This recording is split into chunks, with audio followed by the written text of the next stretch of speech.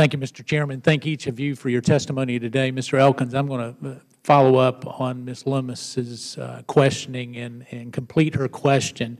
And it deals with an EPA employee who we heard testimony here about him being a CIA agent for a lengthy period of time, actually, you know, as a story that could only be made for television or a movie.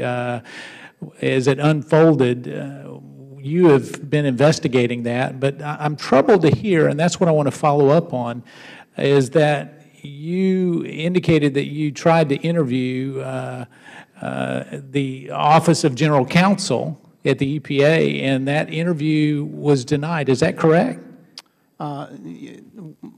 We tried to interview an attorney in the Office of General Counsel, yes, and we didn't get cooperation from that attorney. And so are they claiming the Fifth, or why would they not allow you to get to the bottom of what I think all Americans believe is just an unbelievable story? Well, from what I understand, initially she just didn't want to talk to us. I'm not quite sure that there was any privilege given, but subsequent to that, I think one of the areas of privilege is attorney-client privilege, being that you know, she was an agency attorney and the agency was the client, and so in some sort of way they thought that in a twisted way, attorney-client privilege. It doesn't apply. I'm sure we have a few attorneys out here who would have a hard time with that argument. Wouldn't you agree? Oh, absolutely. Okay, so let's go on a little bit further, because the chairman in his opening questioning talked about another employee who had an issue with an intern and 16 other alleged offenses of a sexual nature, and yet there was a delay there in terms of getting you the information. Is that correct, Mr. Elkins?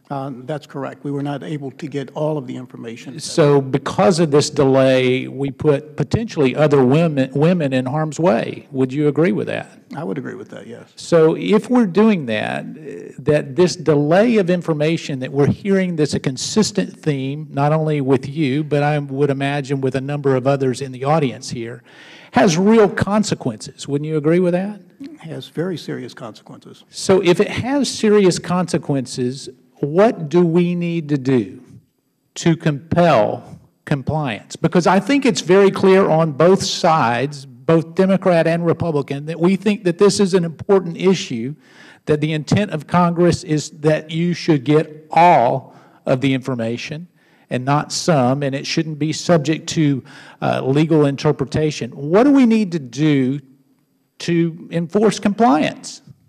Well, that is the million-dollar question. You're absolutely right. There is a gap in the IG Act that allows these sorts of things to happen.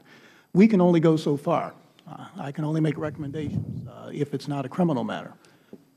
We only have so much authority, and we rely really on this body right here to come up with some solutions. We'd be glad to sit down and talk to you about some ideas. Well, here, while you're under oath, and we won't take the time today, but I would ask each one of you, but also anyone else that happens to be listening, we want names. We want you to name names of those that are presenting the problem, and let the chairman and the ranking member know of that, and we will follow up. So it is imperative that we get to the bottom of this so that no one else potentially gets harmed, whether whistleblowers or anybody else.